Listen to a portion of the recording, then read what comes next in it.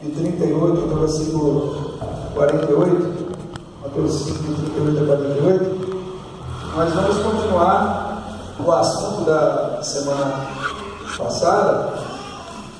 Nós estamos falando que a lei é espiritual, enquanto os homens achavam que poderiam disfarçar o seu caráter interior por causa de manterem suas imagens perante os homens. Jesus ele vai dizer que a lei ela tem uma aplicação interna, muito mais do que externa. Paulo ele diz em Romanos capítulo 7, versículo 14, que a lei é espiritual e eu todavia sou carnal. Então a gente quer dar uma interpretação e uma prática diferente daquilo que realmente o Senhor quer que nós tenhamos na sua palavra.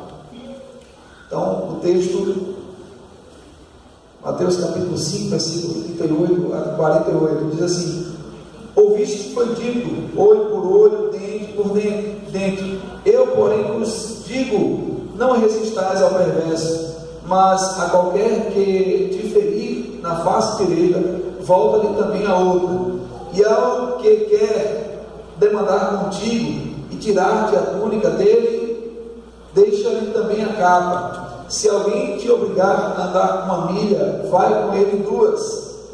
Dá a quem te pede, e não voltes as costas ao que deseja que lhe emprestes. Ouviste que foi dito: amarás o teu próximo e odiarás o teu inimigo. Eu, porém, vos digo: amai os vossos inimigos e orai pelos que vos perseguem, para que vos torneis filhos do vosso Pai Celeste. Porque ele faz nascer o seu sol sobre maus e bons, e vir chuva sobre justos e injustos.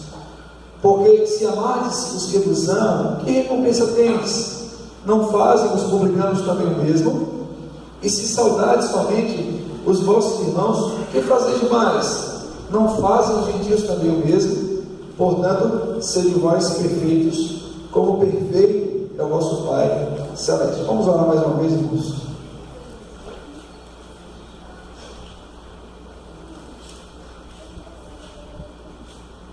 Senhor, nós rogamos a Ti, Pai, fala ao nosso coração. Nós somos carentes do Senhor. Deus, opere em nós com o poder do Espírito Santo em nossas vidas. Nos ensine, Senhor, a mostrarmos, ó Deus, o caráter de Cristo em nós. Não que sejamos meramente religiosos, pessoas que vêm ao culto domingo à noite, mas que durante toda a semana somos discípulos de Cristo. Que o Teu nome seja exaltado por meio da nossa vida, que a nossa luz brilhe diante dos homens, para que os homens vejam as nossas boas obras e glorifiquem o Pai que está nos céus. Em nome do Teu Filho Jesus, nós te oramos e agradecemos. Amém. Queridos, então nós temos falado que a lei ela é espiritual. Enquanto os fariseus, nós falamos um pouco sobre a história dos fariseus, uma seita, aliás, um grupo de pessoas que começou a existir por volta do 200 a.C. E os fariseus, eles eram conhecidos como pessoas zelosas pela lei. E os fariseus, então, eles faziam com que seu estilo de vida fosse aplaudido pelos homens. Ou essa era a intenção deles, eles queriam ser louvados pelos homens. E Jesus, ele vai condenar isso várias vezes, que os fariseus eles agem com o objetivo de serem louvados pelos homens. E Jesus então ele vai mostrar, e ele vai trabalhar, e alguns servos de Deus vão dizer que a intenção de Cristo era justamente criticar o caráter interno do fariseu, como ele vai fazer lá em Mateus capítulo 23, dizendo que os fariseus são tão podres por dentro quanto os demais homens, que o aspecto de santidade deles era apenas de capa, de aparência. Jesus, então, ele vai criticar os fariseus de maneira implícita nesses versículos do capítulo 5, capítulo 6 e capítulo 7. E os fariseus, então, eles se preocupavam com a aparência externa, né? Eles se preocupavam com aquilo que as pessoas iam olhar deles e se eles seriam pessoas admiradas pelos demais homens. Jesus, então, ele começa a mostrar que a lei, ela tem um significado muito mais sério, muito mais profundo do que os fariseus mesmos viviam. E nesse momento, Jesus ele vai falar de alguns textos relacionados à lei antiga, especialmente você vai ver ali em Êxodo capítulo 21, versículos 24, 25 e 26, quando ele vai iniciar aí falando sobre a vingança, o Código de Italião, né? Código de Italião, a lei de Italião, Lex Talionis, significa talião, a palavra talião significa o idêntico. E o idêntico significa o seguinte, do ponto de vista do mal: olho por olho, dente por dente, queimadura por queimadura, braço por braço. Se você ferisse alguém, você deveria ser ferido da mesma maneira como você feriu. Então, essa lei era uma lei que era muito comum no Oriente Médio, era muito comum ali. Por que Deus, então, ele fala, ele usa uma prática que era comum ao Oriente Médio naquela época? Por quê? Porque, na verdade, Deus ele está regulamentando e mostrando que também naquelas leis, em leis tão primitivas, e para nós hoje, olharmos algumas leis daquela época, a gente enxerga como uma forma primitiva de agir, né? Se você arrancou o olho de alguém, então alguém tem o direito de arrancar o seu olho. Se você arrancou o dente de alguém, então alguém tem o direito de arrancar o seu dente. Então, essa era a forma primitiva de agir. Não se esqueça, porque nós sabemos que Deus é um Deus à frente do seu tempo. Só que Deus se relaciona com a sociedade da época, e Deus, ele vem para mostrar que ali também reside o pecado. Tanto é que essa lei, ela existia justamente para ser aplicada pelos magistrados, pelas autoridades. Se um senhor abusasse do trabalho de um escravo, por exemplo, e o escravo perdesse o seu dente ou o seu olho, ele era liberado para ser livre. Ele já não tinha mais a obrigação de servir. Por quê? Porque ele sofreu um dano maior. É interessante como naquela época o dente era tão importante. Hoje em dia a gente extrai o dente, a gente tira o dente com tanta facilidade. A gente não quer fazer um canal, não quer fazer um tratamento mais sério que vai incomodar. Então mais fácil é extrair. Então vamos extrair. Aí coloca uma ponte fixa, uma ponte móvel, uma prótese, alguma coisa. E pronto, resolveu a situação. Naquela época não era fácil assim, não.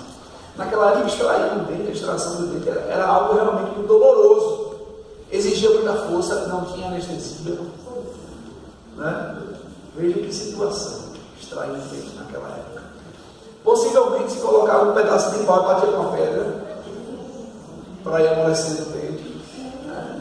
Então veja que recursos mais primitivos que existiam naquela época, né? Então, e era para que um escravo perdesse um dente num serviço, devia ser realmente um acidente, uma coisa muito terrível que aconteceu ali, uma pancada muito forte. E então, se acontecesse que o escravo perdesse um dente em serviço, ele tinha que ser forro, ou seja, liberado para não mais servir ao seu senhor. E por que existia escravidão naquela época? Por conta de dívidas, geralmente dívidas, alguém que devia um antigo valor muito grande, tomava emprestado, não pagava, ou mesmo quando alguém era encontrado e alguém de forma grata decidia servir. Mas em alguns momentos havia muitos abusos, então a lei daquela época, a lei de Deus também ia freando os abusos, Até o animal não podia ser maltratado.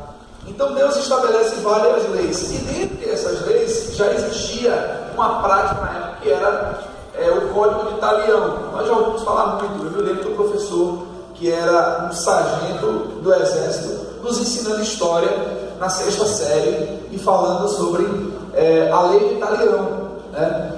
E eu me lembro muito bem disso quando ele explicava como funcionava, e daí para cá a gente sabia um pouco mais sobre também desse ponto de vista histórico dessa lei. Então essa lei significa a lei tal qual, a lei do idêntico. Se você feria de uma maneira, você tinha que ser ferido também daquela maneira, né? Só que Jesus, ele está trabalhando isso de maneira relacional, mostrando que os homens deveriam sim se submeter às leis, mas eles mesmos não deveriam executar a lei conforme a sua cabeça, conforme o seu próprio pensamento. E é o que muitos de nós queremos fazer. Nos nossos meios de relacionamento, a gente acha que a gente deve pagar, né, como a gente foi ofendido. E para o Evangelho, isso não é uma prática santa. Os santos não devem praticar dessa maneira. Então Jesus, ele está demonstrando que um só é o vingador, um só é o Senhor. E em toda a Escritura nós vemos Deus ensinando que ele se vingava naquela época por meio da lei. Ele já punia os infratores, os violentos, os que causavam dano ao outro por meio da própria lei.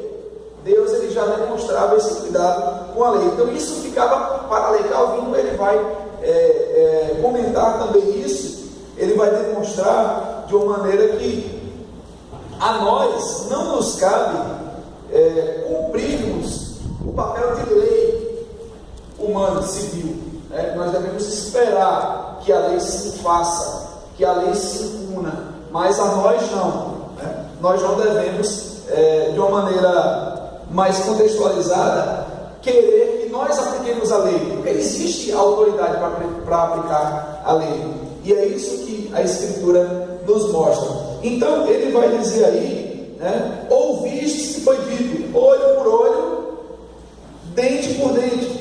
Então ele diz assim, olha, vocês ouviram, e na verdade isso chegou a ser distorcido de uma maneira tão intensa, que foi passado para as pessoas, né, que elas poderiam mesmo se vingar umas das outras. E nós precisamos entender, irmãos, aprender que a vingança não cabe a você nem a mim. O nosso sentimento de vingança é diferente da ação vingativa de Deus. Deus, ele é um Deus que manifesta sua ira. Ele é um Deus comedido em manifestar sua ira. Ele é controlado. Faça uma comparação entre a paciência que você tem quando alguém desrespeita você, quando alguém traz um dano a você, e o quanto Deus, ele é paciente quando você causa um dano, um pecado, quando você desobedece a ele. Faça a comparação. Pedro, ele disse que Deus, ele é longânimo para conosco. Independentemente dos nossos pecados, Deus, ele tem uma grande paciência conosco. Deus, ele não tem pressa em se irar. A Escritura diz que ele é tardio em irar-se. Deus, ele é tardio em irar-se. Não porque Deus seja lento, mas porque Deus sabe a hora de agir. E nós não, irmãos. Nós vivemos num contexto, principalmente nós nordestinos, né? Eu falo por mim, que nós somos muito cabeça quente. Nós temos a fama de cabeça quente, né? Nós temos a fama de gente que explode, de gente que age de maneira assim, sem pensar, e rapidamente, se alguém falou comigo, eu tenho que falar com ele também ou com ela. Eu tenho que me vingar. Isso não vai ficar barato. E o Senhor não nos ensina isso. O Senhor não nos ensina a agirmos dessa maneira. O Senhor nos ensina a agirmos com sabedoria. O Senhor nos ensina a agirmos na dependência dEle. O Senhor nos ensina a sermos humildes de espírito mansos, pacificadores, limpos de coração. São as coisas que o Senhor nos ensina. Mas o que muitas vezes nós não queremos aprender e nem praticar. Então, Calvino ele se preocupava em corrigir os seus ouvintes baseado nesse texto. Ele dizia: olha, a lei existe para ser cumprida, Deus instituiu os magistrados e deixe que os magistrados exerçam sua autoridade, né? Jesus ensina aqui a não resistência. Resistência está na moda, né? Então Jesus ensina aqui a não resistência, não ao confronto pessoal, não às atitudes de confrontação, não à violência para com o próximo. Tanto é que depois disso ele vem com a ideia do amor ao próximo. Depois da explicação de que a vingança não deve ser praticada por nós, ele chega com a explicação do amor ao próximo, porque é justamente a vingança está em acordo com o pensamento errado da lei. Ele vai dizer: olha, você ouviu que foi dito, ame o seu próximo, mas odeie o seu inimigo. Jesus disse: não é assim não, não é assim que a lei diz, não é assim que a lei ensina. Então vai ver que nós vamos perceber que há uma complementação entre essas duas partes. Então, voltando aos versículos 38 e 39, ouviste foi dito, olho por olho, dente por dente, eu porém vos digo, não resistais ao perverso. Não resistais ao perverso. Da mesma maneira, veja que Deus ele usa essas expressões sobre resistência. Para o filho, em Provérbios, não deve resistir à disciplina. O filho não pode resistir à disciplina. Nós não podemos resistir ao perverso. E não podemos, em Romanos capítulo 13, resistir às autoridades. Olha, não há uma permissividade ou uma permissão de Deus para a resistência. Há sim uma: resistir ao diabo e ele fugirá de vós. Irmãos, nós temos buscado, tentado resistir a Deus, resistir ao próximo, resistir às autoridades, mas ao diabo a gente dá lugar. Ao diabo a gente dá lugar. Então, a palavra está colocada aqui na sequência do texto e há uma ordem que Cristo dá: não resista ao perverso.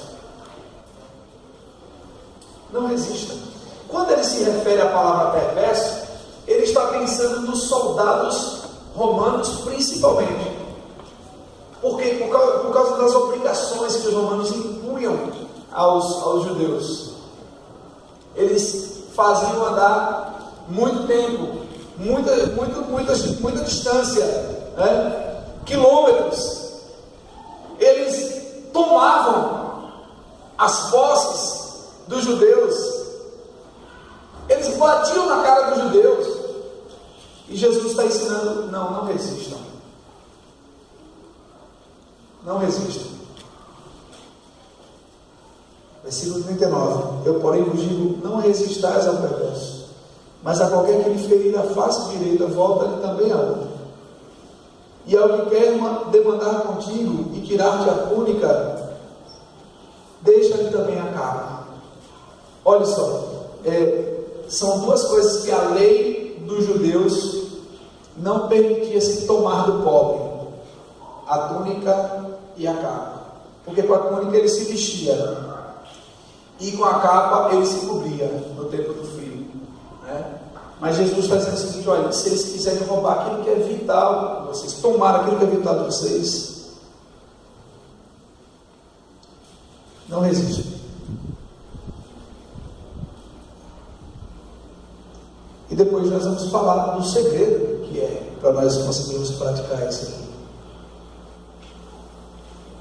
Ele disse: se alguém te obrigar a andar com a milha, vai com ele 2. Dá a quem te pede e não voltes as costas ao que deseja que lhe emprestes. Parece que há um contraponto, há uma contradição com Provérbios, quando diz que você não deve ser fiador, não deve emprestar. Provérbios não é um mandamento. Provérbios é um livro de conselhos. Isso é importante. Provérbios não são ordenanças, são conselhos inspirados por Deus. Mas isso é importante que a gente pense. Pastor, eu não posso emprestar não. O texto aqui fala que você não dê as costas para quem te pede emprestado. Agora te dá um conselho também. É melhor que você não empreste, não seja fiador, não coloque o seu nome lá. Não coloque o seu nome. É um conselho. Agora aqui Cristo diz assim, olha, se alguém desejar que você empreste, não dê as costas. Ao que deseja que empreste. Então ele entra naquilo que é mal interpretado pelos homens há muito tempo. Ouviste que foi dito: amarás o teu próximo e odiarás o teu inimigo. Eu, porém, vos digo: amai os vossos inimigos e orai pelos que vos perseguem. Agora veja, qual é o resultado disso? Para que vos torneis filhos do vosso Pai Celeste, porque Ele faz nascer o seu sol sobre maus e bons, e lhe chuvas sobre justos e injustos. Nós temos aqui, queridos irmãos, o caráter de Deus expresso por seus filhos. O caráter de Deus expresso por seus filhos é o caráter do amor ao inimigo. O apóstolo Paulo vai dizer em Romanos capítulo 5 que nós éramos inimigos de Deus e Ele nos amou. É lógico que isso está dentro da sua escolha soberana. Por quê? Porque a Escritura vai nos dizer que todos nós somos inimigos de Deus, todos nós por natureza. Mas aqueles a quem Ele salva, mesmo quando eram seus inimigos, Ele os amou. Aqueles que desobedeciam, aqueles que afrontavam sua santidade, aqueles que caminhavam de maneira que traziam desgosto a Deus e que atraíam para si mesmos ira todos os dias.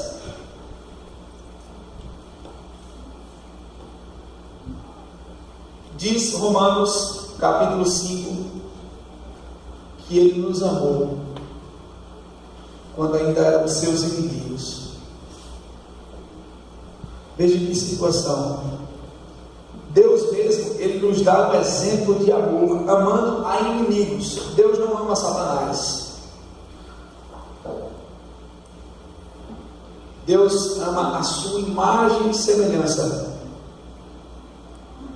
Deus ama aquele em quem Ele soprou o seu Espírito, e aquele a quem soberanamente Ele decidiu salvar.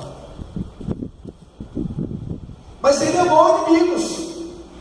E o grande exemplo aqui não está em quem não me ama, mas está em quem ama. Porque se eu olhar para o meu inimigo, se eu olhar para a pessoa que é o meu mal, às vezes no meu ambiente de trabalho alguém está querendo me derrubar, está querendo derrubar você. Às vezes alguém está querendo ver você prejudicado ou prejudicada. Essa pessoa não ama você. Mas o seu exemplo e o meu exemplo não tem que ser quem não me ama. O seu exemplo e o meu exemplo tem que ser quem me amou quando eu era seu inimigo. E esse foi Deus. Mas essa pessoa eu não suporto, não consigo ouvir a voz dela.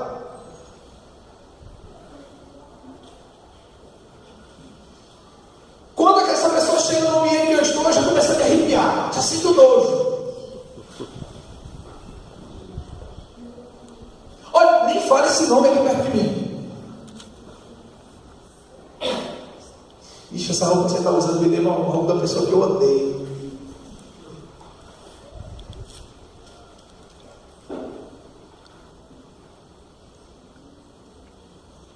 E a gente então retribui na mesma medida, seguindo o exemplo de quem quem nos odeia, em vez de seguirmos o exemplo de quem nos ama.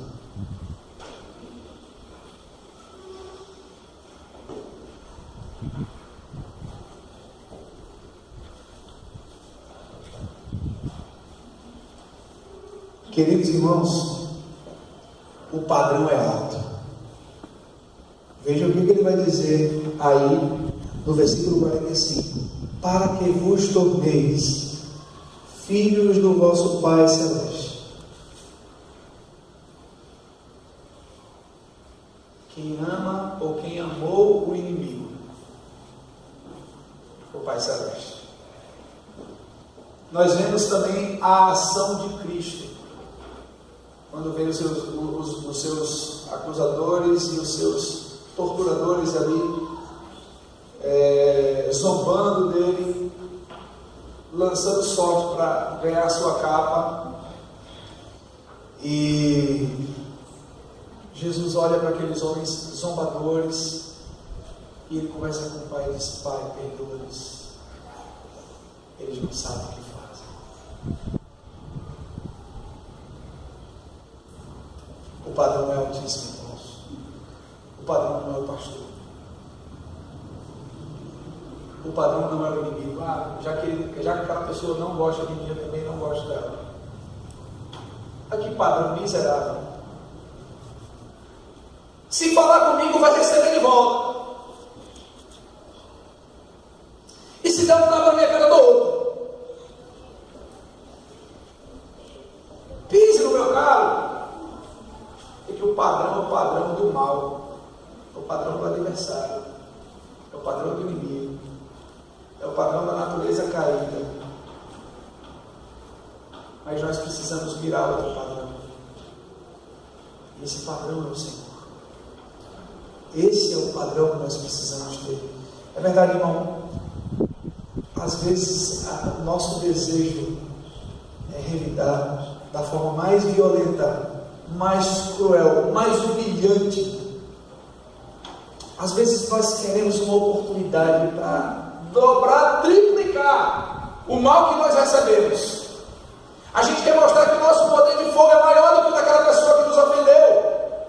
A gente quer mostrar que a gente tem tapas na manga, que a gente tem estratégias para derrubar muito melhores e mais intensas, definitivas, finalizadoras, do que aquela pessoa que trouxe o mal para a nossa vida, para nós. Mas o padrão não é a pessoa. Eu não posso me fazer igual. Eu tenho que buscar um padrão mais elevado. E esse padrão é um padrão altíssimo, mas um padrão que não é impossível, porque esse mesmo Deus, esse mesmo Pai Celeste, Ele nos dá todas as condições de nós o agradarmos e de nós vivermos a sua vontade. É impressionante o quanto pessoas que não são cristãs muitas vezes dão mais exemplos do que os próprios cristãos. Há algumas histórias sobre Mahatma Gandhi, por exemplo, que Mahatma Gandhi tinha um pensamento na religião enganosa dele, na fé enganosa dele. Por causa disso nós não vamos abraçar a fé dele, mas há alguns comportamentos interessantes por parte desse homem que mudou em muitos aspectos a história da Índia e deu uma lição de moral aos ingleses de sua época. Os ingleses chegaram para ele, e alguns ingleses muito versáteis nas palavras tentaram pregar Jesus para ele, e ele diz assim: eu acredito no Jesus que vocês pregam, mas eu não acredito no Jesus que vocês vivem.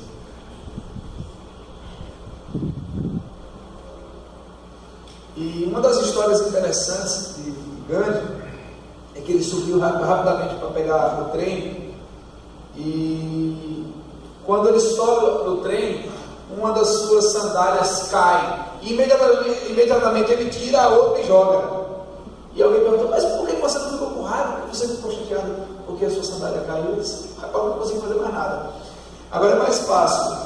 A pessoa que encontrou o primeiro par andando encontra o segundo par. Então vai ser mais útil para ele as duas sandálias juntas do que uma só.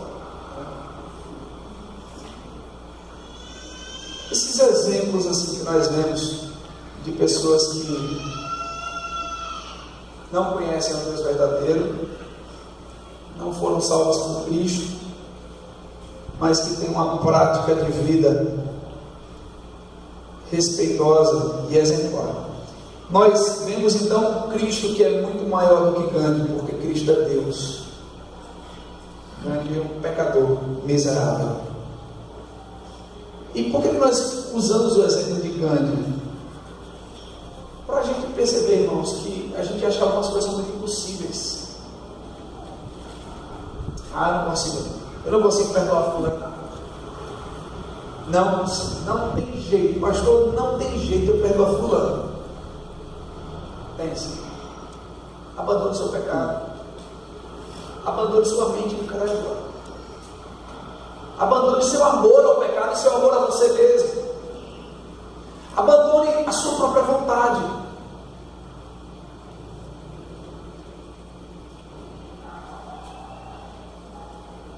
Eu acho muito interessante quando Pedro, ele escreve na sua segunda carta, ele louva a Deus, ele agradece a Deus e diz que Deus já proveu de tudo aquilo que é necessário para que os seus servos cheguem à piedade, a uma vida de santidade. Deus já providenciou, Deus já deu, segundo Pedro. Pedro ele vai dizer isso. O que é para nós sermos conforme a mensagem do Evangelho? Deus já deu tudo. Nós já temos tudo. Nós temos a palavra, nós temos os mestres, os apóstolos, os profetas, aqueles da Bíblia, aqueles que orientaram, aqueles que ensinaram. Nós temos os pastores mestres hoje. Nós temos o Espírito Santo que mora em nós. Nós já temos tudo. Nós temos a Escritura. Nós temos tudo o que nos de ferramenta, de instrumento para nós alcançarmos aquilo que Deus quer que nós sejamos.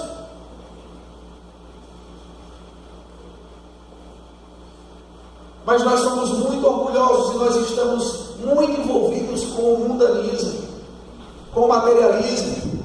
Nós estamos envolvidos com o entretenimento, com a diversão.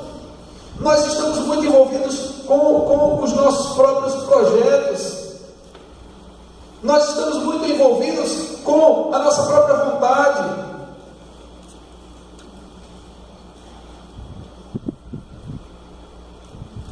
Veja em 2 Pedro, capítulo 1, versículo 3.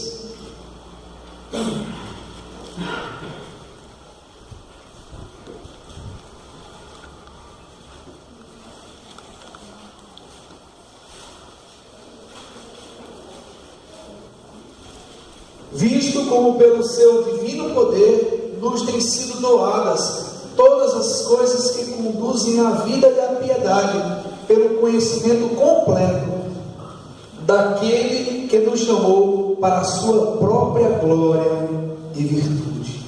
Deus já nos doou isso. Nós já temos o que precisamos para a vida eterna e para uma vida de santidade prática. Nós já temos, queridos irmãos, tudo o que nós precisamos para perdoar e amar os nossos inimigos. Nós já temos, queridos irmãos, tudo o que nós precisamos para nos reconciliarmos com pessoas e sermos também pacificadores. Nós já temos, irmãos, tudo aquilo que nos capacita a andarmos como filhos de Deus. Por isso ele diz: para que vos torneis filhos do vosso Pai Celeste, porque ele faz nascer o seu sol sobre maus e bons. Veja que Deus ele abençoa maus e bons. Deus ele não faz acepção de pessoa.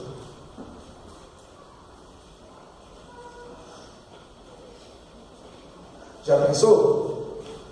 A propriedade de um cristão que planta o milho, a propriedade do ímpio, que não planta, que planta o milho também, aí a chuva vai lá e cai somente na propriedade do cristão. E o ímpio não tem a chuva. Aí o cristão vai lá e diz assim: ó, tá vendo? Você não quer seguir a Deus? Se seguir a Deus, a chuva vai cair também. Não, quando é seca para o cristão e para o ímpio. Quando chove, o ímpio e o cristão são beneficiados. Veja como Deus é. Veja como Deus, Ele é sábio. Veja como Deus é bom. Irmãos, nós também éramos inimigos de Deus. Vamos lá, Romanos capítulo 5. Veja isso. Romanos capítulo 5. Observe o que o texto diz sobre nós. Nós não estávamos em paz com Deus, não. E por meio de Cristo foi feita a paz entre nós e Deus.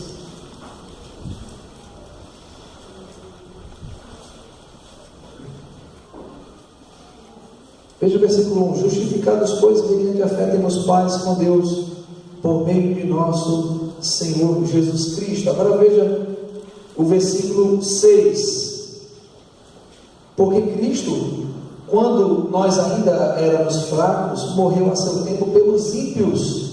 Dificilmente alguém morreria por um justo, pois poderá ser que pelo bom alguém se anime a morrer. Olha só, veja se Jesus morreu por você porque você era bom. Mas Deus prova o seu próprio amor para conosco, pelo fato de ter Cristo morrido por nós, sendo nós ainda pecadores.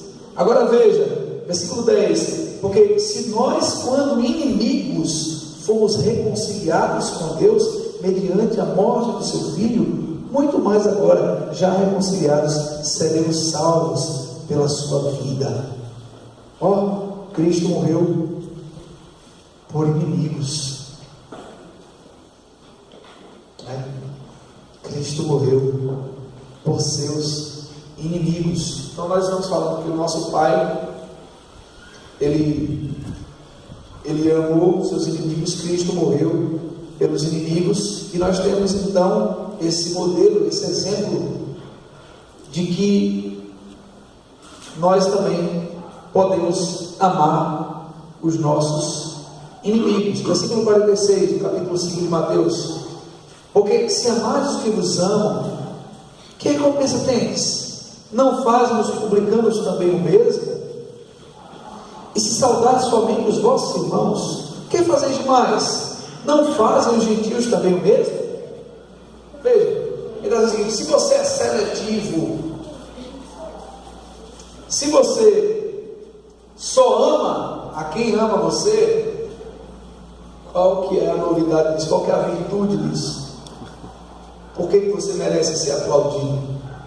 Por que você merece ser elogiado se você ama somente quem te ama? Por que eu mereço ser admirado pelas pessoas se eu só amar as pessoas que me amam? E se eu cumprimentar somente quem me cumprimenta, somente os meus irmãos, somente dentro da comunidade dos irmãos, se eu cumprimentar só alguns dos irmãos,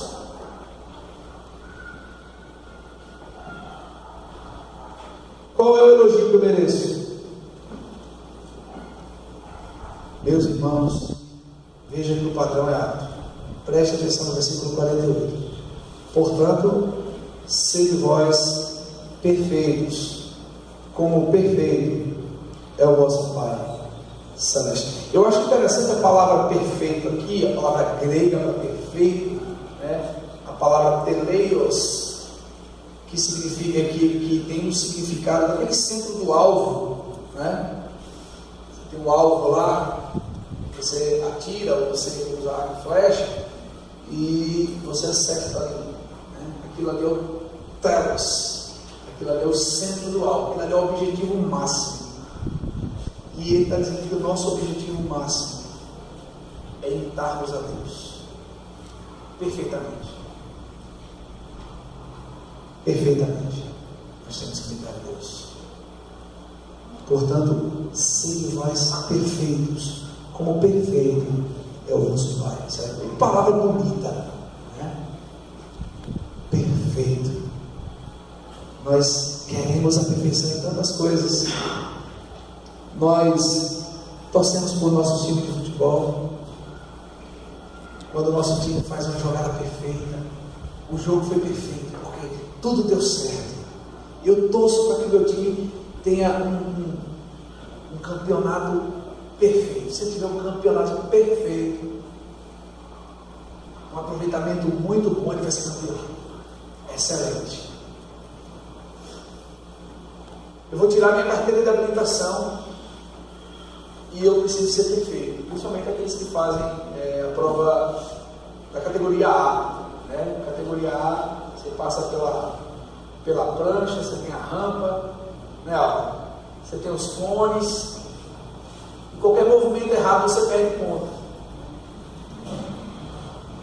Você entrar ali naquela prancha, né? Aqui tem a prancha também. Tem na prova? Tem a prancha? Não.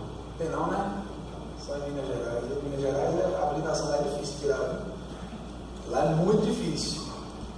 Prova de moto. No dia que eu fiz, 50% perdeu. A reprovação de 50% lá. E eu fiquei com tanta raiva do examinador lá, porque ele disse que eu entrei porque você sai dos cones lá e já entra direto na prancha. E a prancha é uma coisa dessa largura aqui, né? Cimento mesmo no chão, tem uma motopista lá, a prova, e você sai dos cones meio cambaleando assim e já pega a prancha. Então imagine como deve ser esse controle. E eu achei que eu tinha sido perfeito na prova. Ele disse que eu cambaleei e tirou ponto de mim, mas eu não reprovei, eu passei. Eu saí dos cones, já entrei logo no labirinto, que vai até mais fácil, que muita gente tem medo. Mas quando eu entrei lá, ele disse que eu estava cambaleado. Eu achei que eu tinha sido perfeito. Fiquei com tanta raiva porque ele disse que eu cambaleei. Não, você errou ali, tá? Quase que você saiu da prancha. Eu disse, não é real. Fiquei com raiva dele, embaixo do sol, esperando uma fila de gente, só vendo gente reprovando o tempo todo. Mas a obsessão é fazer corretamente. A obsessão é você fazer o que você faz, o que você gosta de fazer com perfeição. Mas o desafio aqui é nós sermos perfeitos, como perfeito é o nosso Pai que está nos céus. Eu não sei quem foi que fez em você, quem machucou você, quem você está com raiva, quem você tem decepção. Mas você precisa amar essa pessoa. Orar por ela, pedir a Deus que lhe conceda a oportunidade para pregar para essa pessoa, ou mesmo para se reconciliar. Pedir a Deus que salve essa pessoa. E se já é um crente, pedir a Deus que transforme o coração dessa pessoa, mas que transforme o seu também. Porque crentes que se afastam uns dos outros, é de se duvidar se eles são realmente cristãos. Que a marca do cristão é a comunhão. A marca do verdadeiro cristão. Então o padrão é alto. Eu não tenho que amar o irmão Josimar, porque o irmão Josimar não está merecendo meu amor. Olha só. Mas o irmão Josimar não merece meu amor, não. Quero nem chegar perto dele. Olha, eu estou dizendo o seguinte, eu sou tão melhor que ele.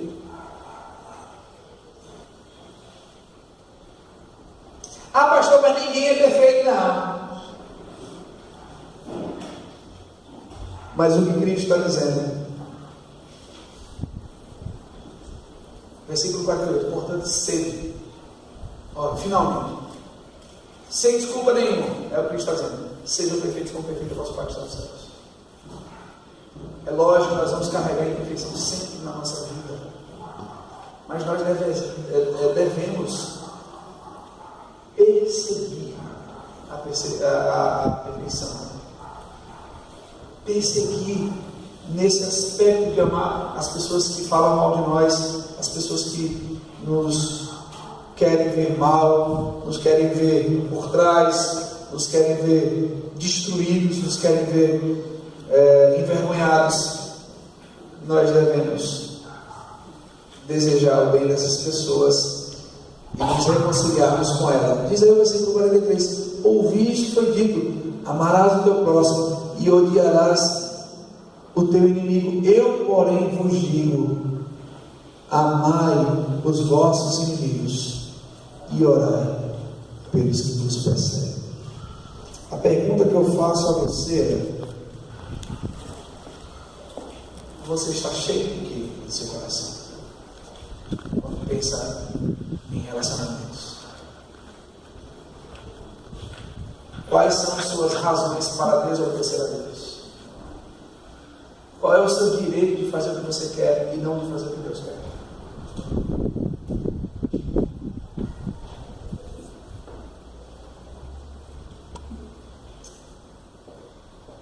O que Satanás diz diante de Deus sobre você, sobre mim? Queridos irmãos, nós não podemos deixar que isso seja mais uma pregação. Nós estamos vivendo em um tempo tão difícil, de tantos desobedientes e tantas pessoas que atendem aos templos e se assentam aos bancos, mas não tem compromisso com o verdadeiro Deus e não tem temor de Deus. Essa expressão, essa palavra, temor, é algo que deve nos incomodar. Atos 2, 42 e 43 vai dizer: perseveravam na doutrina dos apóstolos, na comunhão, no partido do pão, nas orações. Em cada alma havia temor, ou seja, o que eles aprendiam sobre Deus, sobre a doutrina dos apóstolos, sobre o ensinamento dos apóstolos, sobre o poder de Deus, sobre a soberania de Deus, sobre a infinitude de Deus, sobre a eternidade de Deus, sobre a graça, sobre o juízo, sobre a misericórdia de Deus, gerava temor. Eles levavam a sério aquilo que eles aprendiam. E como é que você tem levado a sério? Se tem levado a sério aquilo que você tem ouvido, as pregações, suas leituras, os estudos que você participa na igreja, escola bíblica dominical, nós não podemos de maneira nenhuma, irmãos, deixar que cada pregação, cada estudo entre por um ouvido e saia por outro. Nós precisamos temer a Deus e buscar a perfeição que Deus requer que nós tenhamos. Ela nunca vai se concluir aqui neste mundo, mas deve haver o nosso desejo de sermos limpos de coração, de sermos misericordiosos, de sermos humildes de espírito. O mundo está em caos, em ruínas, e a igreja é para ser um modelo de sociedade restaurada para o mundo. E nós não podemos deixar de ser um modelo de sociedade restaurada ao mundo. Uma das máximas em Lausanne, na Suíça, em 1964, no encontro de evangelização mundial sobre Cristo, disse: Jesus Cristo é Deus como Deus é, e o homem como o homem deve ser. Se nós somos cristãos, se nós somos filhos de Deus, nós devemos aprender com Cristo, com o seu exemplo, e praticar. Não temos outro caminho.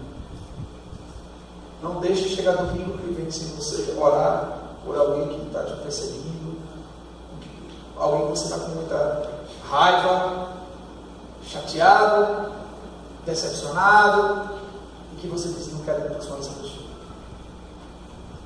Seja perfeito, como perfeito é o nosso Pai que está no céu. Amém? Vamos orar. Senhor, nós te agradecemos por tua palavra e por demais, Deus, nós nos vemos tão pequenos diante dessa verdade, e pedimos a ti, Deus, que nos ajude, Senhor, a praticarmos a lei espiritual do Senhor. Senhor Deus, não nos deixe sermos meros esquentadores de banco. Talvez se esses bancos falassem, eles diriam o quanto sofrem com a nossa presença aqui.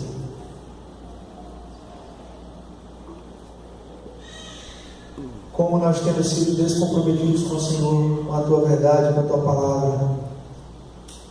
Temos vivido aquém de um cristianismo básico. Senhor Deus, não permita, Senhor, que nós mesmos nos afastemos do Senhor, como já temos nos afastado.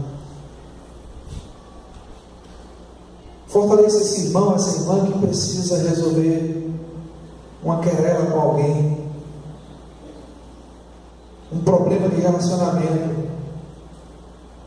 Essa pessoa que tem dito: não consigo amar, mas que deve se esforçar pelo amor, porque o amor é uma decisão. O Senhor decidiu nos amar. E que muitas vezes, Senhor, nós misturamos o entendimento de amor, achando que amor é um sentimento, mas que o amor é de fato uma decisão. Coloque em nosso coração, Deus, o desejo de amarmos, a vontade de amarmos, a consciência de amarmos, o esforço de amarmos. A começar, como disse Jesus: amai-vos uns aos outros, como eu vos amei. E que nós, mesmo entre nós, não temos amado uns aos outros. Meu Senhor, Espírito Santo, Deus, incomode pessoas a que amem aqueles que as perseguem, aqueles que as odeiam, aquelas que as odeiam, para que nós nos assemelhemos ao Pai que está nos céus, e não a este mundo, e não a pecadores, mas ao Senhor. Que nós não imitemos aqueles que nos perseguem, que nós não imitemos aqueles que nos odeiam, mas que imitemos aquele a quem nós afrontávamos e nos amou. Obrigado por tua palavra. Em nome de Jesus nós choramos e agradecemos. Amém. Amém.